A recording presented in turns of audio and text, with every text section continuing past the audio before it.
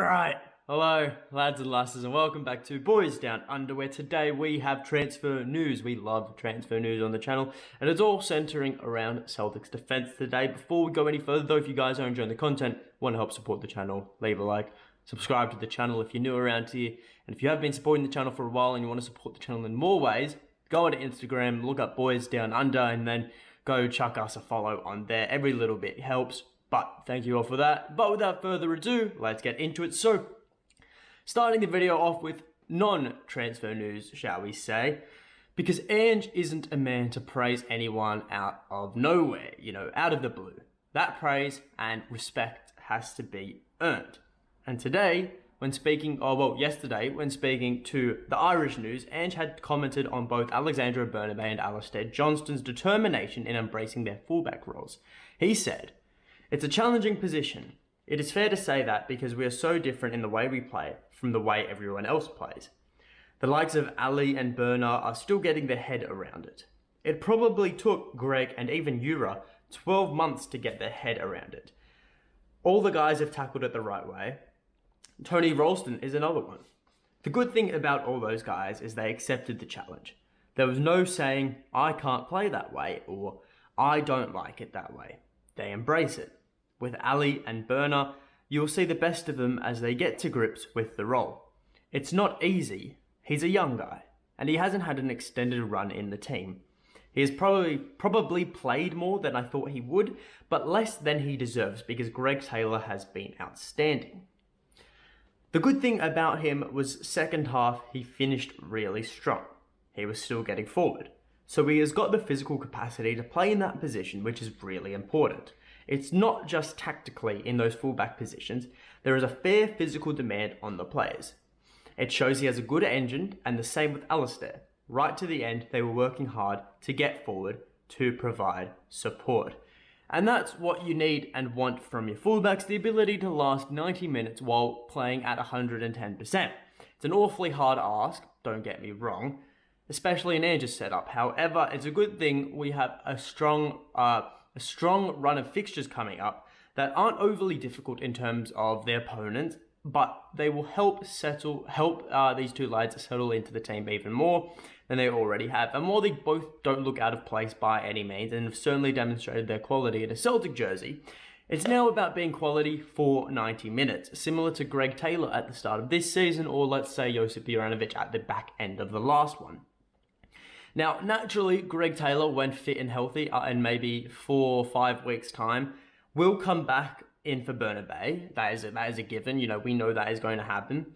But as for Alistair Johnston, it doesn't seem like anyone is going to be taking his spot anytime soon. He was just overnight included in the SPFL Team of the Week. So that is 2 Team of the Week features for Johnston in only 2 game weeks, which is a crazy feat, and the only reason I can see him not playing is due to squad rotation. Now, we do have Greenock Morton coming up in the Scottish Cup after all, so there could certainly be a break for Alistair in that match. Maybe swap in Josip Juranovic or Anthony Ralston for that match.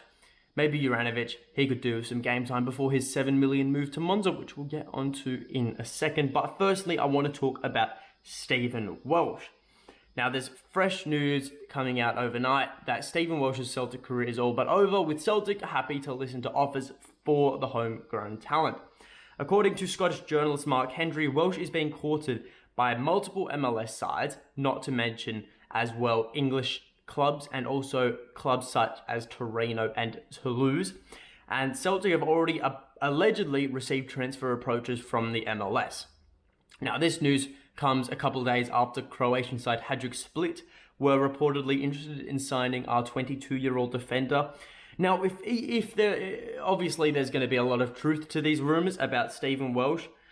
He is the 5th choice centre-back. We had Kobayashi and Moritz Jens on the bench with Cameron Carter-Vickers and Carl Starfelt starting. There is no place in the squad for Stephen Welsh, regardless of how much Ange is a fan of him or regardless of how much of a homegrown talent he is. It's disappointing, but you look at the benefits of him moving and they strongly outweigh the benefits of him staying, whether that be the MLS, he could go to the MLS after seeing the success of players like Lewis Morgan, Andrew Gutman, in the MLS. You know, he could easily go to Toulouse, into a top 5 league, Torino as well. In the English, if he goes to the Premier League, I don't see him starting for many clubs, except for maybe Southampton, but they're as good as the Championship right now. And look, yeah, no, like I was saying, Stephen Walsh is a cracking player. He'd walk into the starting lineup of any of the Scottish teams right now, apart from Celtic. But that's just how football works, I guess. You know, it never worked out for him at Celtic. You know, he came in at such an awkward time. You know, his first proper, breadth into the first team was when Brendan Rodgers was here. Then when Neil Lennon came back, it really was not a good time to, be associated with the Celtic team, despite, only two. Yeah, it was Shane Duffy was in the backline, Christopher Ayer. Welshie could never really get his way into the squad. Then we get to Ange's incoming and he just overhauls the squad completely. It just never worked out for Stephen Welsh. It really wrong place, wrong time for such a quality player. And he's going to go. He's going to go, but we have to accept that. And I'm happy for him. I think it's the best move for everyone involved. For his career, for the club, get him off the wage list. Why do we need 5 centre-backs, especially when you have players like Bosun Lowell coming through the ranks? It's just, there's no need for Stephen Walsh at all. Hate to say it. Feels blasphemous coming off my tongue, but it's the truth. And also how football works. Josip Juranovic, Monza, really on a tight budget. And no, we're not talking about the F1 track. We're talking about the 15th placed Serie A side, who are in no contention at all to play any European football. But £7 million they want Juranovic for. Laughable. A loan move with obligation to buy. Laughable. Their record transfer fee is £4.5 million. Laughable. So they're clearly not in a position of wealth, but still £7 million is laughable for Josip Juranovic. Any team tracking Josip Juranovic should know that Celtic's bare minimum is £10 million and really would prefer £15 million. But yet again, no team, despite all of the links of Barcelona, Chelsea and all that, no team has actually come forward and pushed for Josip Juranovic apart from the laughable Monza. Now, if there's any Monza fans watching, I do highly apologise. I'm kind of belittling the club right now. But you got to understand where I'm coming from. £7 million for this lad, for the Croatian right back. For the Croatian right back in the Croatian national team that came 3rd at the World Cup. Come on, laughable. Laughable. Just, Chelsea, just come on in, please. I know you've just spent £10 million to loan in João Felix. I know you want to sign every other player under the sun, Enzo Fernandez, for £130 million.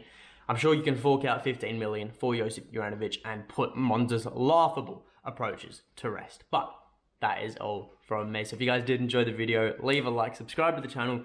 Let me know in the comments below your thoughts on anything said in this video. Follow the Instagram, and until next time, hail, hail.